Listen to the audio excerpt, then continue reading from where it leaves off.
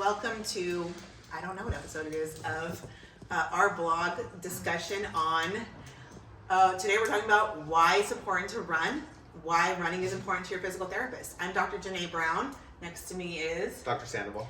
Next to him is Dr. D or Dr. Daisuke. And next to me, Dr. Babe. And today we're going to talk to you about why it's important to us that you start to run. So Dr. Sandoval, this was his amazing blog discussion. I put him to the test. He wrote a great blog for you guys. I tried. So he's passionate about running. And so he is going to give you guys some insight onto why running is important, and we're going to all talk about it together. So Dr. Sandoval, why do you want to write this blog? Why is running important to everybody's health? Why is it important to you as their physical therapist? Yeah, so first off, this is my first blog that I've ever written, and I wanted to write about something. Thank you. I wanted to write about something that is important to me, and running as a form of exercise is one of the most important forms of exercises that I do, and it's one of my favorite ones, right? So I thought it'd be a great thing for me to write about because I'm passionate about it.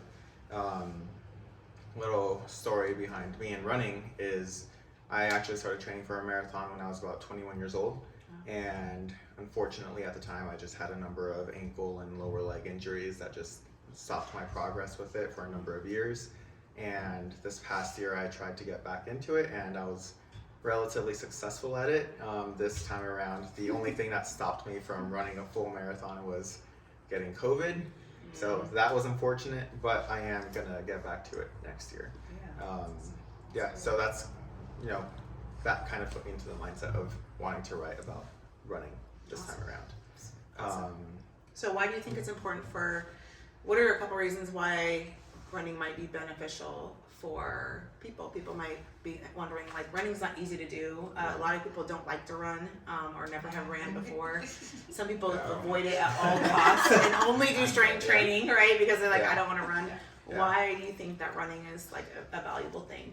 Well, one of the first things that I think about when I think about running is it's actually relatively inexpensive to do compared to other forms of training. At the end of the day, all you really need is a nice pair of shoes. Most of us have some type of shorts and a comfortable shirt, and as long as you have a good pair of shoes underneath you, you can just head outdoors and go around your neighborhood or go into a trail that's nearby and just get started that way. It's true. Yeah. It's cheap. It's cheap. If you do go outdoors, you get the chance to explore a bunch of different things in your neighborhood that you probably did not think or know were there. And so that can be really fun and fascinating too. And then, me, I don't know if everyone knows this, but I love treating brains and concussions and just having a little bit more of a... He loves your brains. He wants your brain. I like incorporating a little bit more neurology stuff into how I go about treating people. And when you start running, you can actually improve your brain power. You can improve your cognitive function and your ability to remember things both in short term and long term, and I think that's really fascinating too. That's awesome. Yeah, I feel like there's certain spaces where people feel like they can just get boosts of thought processes or just process things, and running is, for me too, running is one of those places that I feel like I process a lot. I don't know about you guys. Dr. D's like, nope, not for me. So long. I sprint, but I don't run long distances. I use it more as a way to disconnect. Yeah, for sure. That's why I use exercise. Yeah, for sure. That's awesome. Dr. Bay, give us a couple more benefits. Speaking of that, the mental health benefits. Oh yeah, mental health. So, like I said, I like to disconnect, but I always return to exercise because it makes me feel better. So every time, for me, it's not running so much, but it's dancing. I step into dance class. Everything we do is more like sprinting than a marathon. And my body connects to the music, and I have that release of my feel-good hormones, our endorphins, and I leave always feeling so much better than when I came in. The other really good thing about running or any kind of cardiovascular exercise is needing to push yourself. So having that mental strength to really go past your limits, it really creates a lot of great positive benefits to you as a person. The other one I want to talk about is just the natural energy boost when you get. You're feeling tired, lethargic from a long work day, or you wake up feeling sluggish. do a little exercise, do a little cardio. You'll feel so much better. You'll feel naturally re-energized, and that's just an awesome thing it can do for us. Yeah, those are some great ones. Yeah. What about you, Dr. D? Got any good reasons why someone should start running? I mean, Meaning- Dr. Bay was kind of using it synonymously too, but when people think of cardio, a lot of people think of running, right? There's a True. lot of different modes of exercise. You can use the rower, you can use the bike. There's a lot of modes of it, but Yeah. I think the first thing when people think about cardio is running. Yeah. So people typically do it for cardiovascular function as well, right? So Yeah. cardiovascular disease is one of the leading conditions that cause death in probably the world, Yeah, U.S. it is. but, Yeah. generally. But from that sense, heart health, lung health, running is going to be a really easy way of introducing that to improve your condition. And from a performance standpoint too, there's different types of energy systems. I'm not going to really go too deep into it, but running is a great, different types of running methods can cause different types of effects for your heart and your performance as well. So I think from that sense, there's just running is one easy way to introduce training benefits as well too. You don't want to talk about the Krebs cycle. No. I don't even Absolutely not. Oh God! Don't want to go back to the Krebs cycle. No, Yeah. no. Okay. On the other end, bone health is obviously another thing too, right? So when it comes to running, the impact, I think it's 3 to 5 times your body weight with each step that you take, and there's something called the Wolf's Law. I'm not going to go too deep into that either, but basically the more impact or stress you put on your bones, your body adapts and it gets stronger, right? The downfall to that as well from a rehab standpoint too with high school athletes, middle school athletes is they do too much too soon. So then if the bone can't adapt fast enough, things like stress fractures and stuff can happen. So load management perspective wise, so you kind of want to think about it in that sense. But as long as we gradually increase the load we put onto your body adapts, gets stronger. Yeah, So for sure. bone, cardio, or your heart and lung function wise, we just need to make sure that we're gradually increasing those things. Yeah, those are all really great reasons to run. And yeah, it's awesome. 2 reasons I'm going to give you guys are weight loss management. So if you're trying to lose weight, running is great for that. Personally, for me, like if I want to maintain my weight, I have to run like consistently weekly. So I mean, I'm not running like 5 miles every day, and I'm not running 20 miles a week.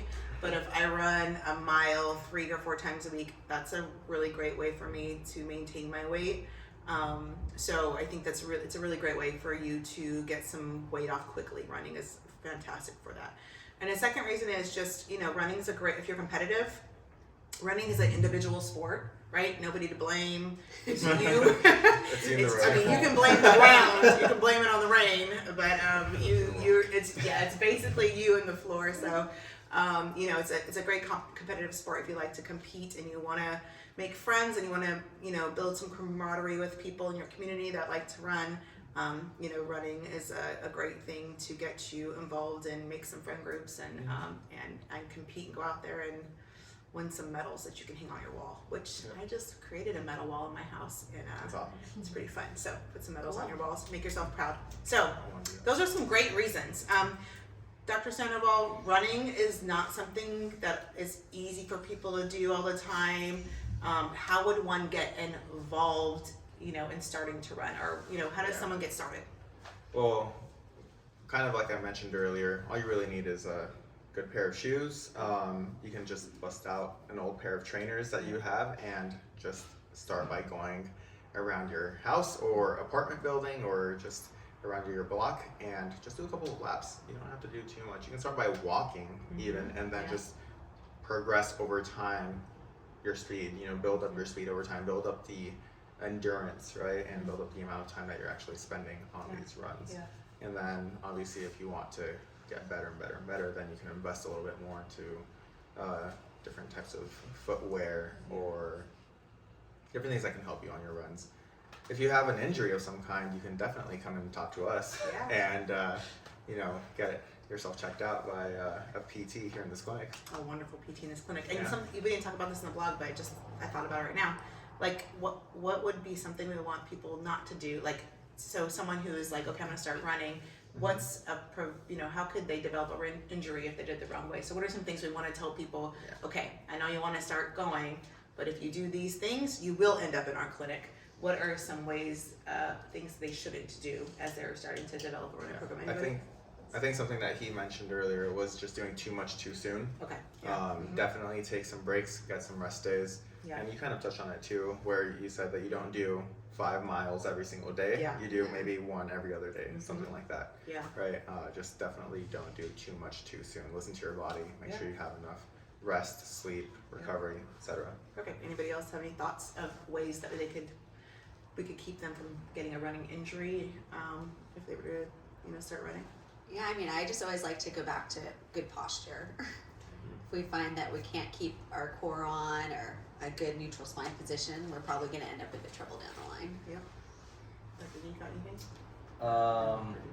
I think I like to start off with intervals for a lot of people when they're first starting to run, whether it was from a prior injury or anything like that, just so that within the session itself there's an on period and a recovery period created within the session, so that obviously post run their recovery has started basically during the whole run. So at least that's what I like to incorporate a little bit more right off the bat. Awesome. And I'm going to come in with warm-ups. So if you are going to run, don't just go out there and run. Check in with your body before you run. How do my ankles feel? How do my calves feel? How do my quads feel? How do my hamstrings feel? It doesn't mean you have to stretch for 30 minutes. It means that you just need to do a quick check-in of, okay, let me warm my body up. Let me warm some of these muscles up because I'm going to go out here and run. Even your spine, just checking in, touching your toes, coming back.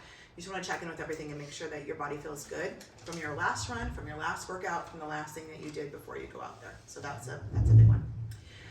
Okay, well, your movement experts who care about injury just gave you some great insight on something that you can do to help yourself get active and move, especially as we move into the holidays. So get out there, walk around your block, jog, start running. If you have any questions, comments, concerns, you can reach out to us via Instagram, Facebook, YouTube. You can call into our office. You can DM Dr. D. He's on social media all the time. so active. So yeah, reach out to us. We will come next month with another great blog discussion. If you have any just things you guys want us to talk about or things you want us to discuss, let us know. We will do that for you next time. Any other closing thoughts, guys? Miss anything? Keep moving. Keep moving. Yes.